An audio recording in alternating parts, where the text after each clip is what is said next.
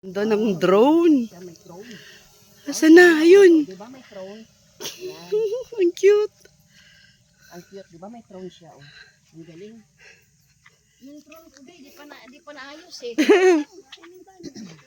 Parang paniki lang yung yung drone eh. Good morning, good morning. So yun guys.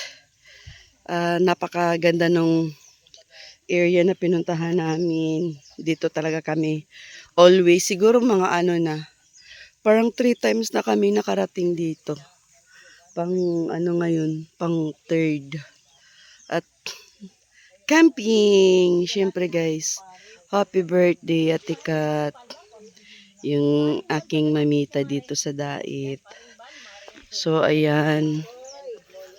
So ganyan talaga pag once na camping, may mga sabit, akala mo fiesta. Oo, di ba? So ito yung harapan namin. Maghubo muna ako dito.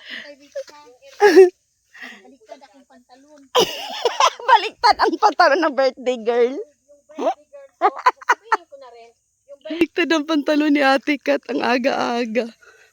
So yun.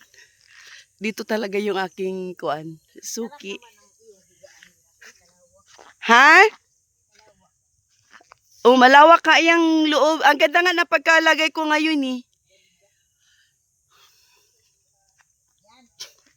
So, lobat na yung aking mga solar. Ayun. Parang naka-on. Oo nga, naka-on nga ito. Ha? Bakit?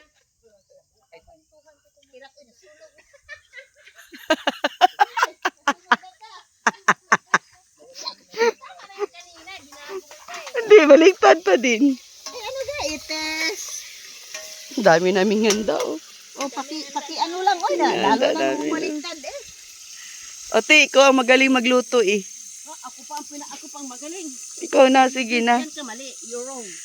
Pag ako magtimpla niyan, walang panglasa yan at iba pa lasa ko dahil ako'y mayroong asthma. Pagdating sa pagluto, Kaya hindi ako mahawak ngayon. Kasi mapait yung aking panglasa. Nakailang gamot na ako. Ayaw pa akong lubayan.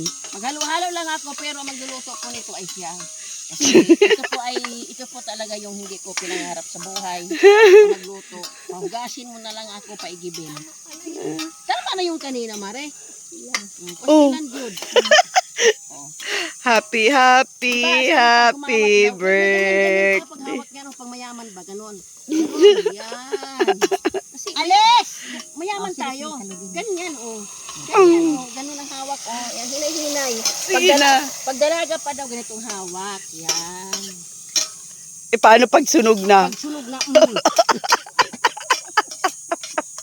Dali, ganun na pag sunog na eh. Katulad ng munggo na luto ko kahapon. Yung munggo niya, mga kalingap, grabe. Sinunog po. Sinunog. Kakamadali. Kasi pauwi na si mama. Kailangan may lutong ulam. Oo, mga galit ang ating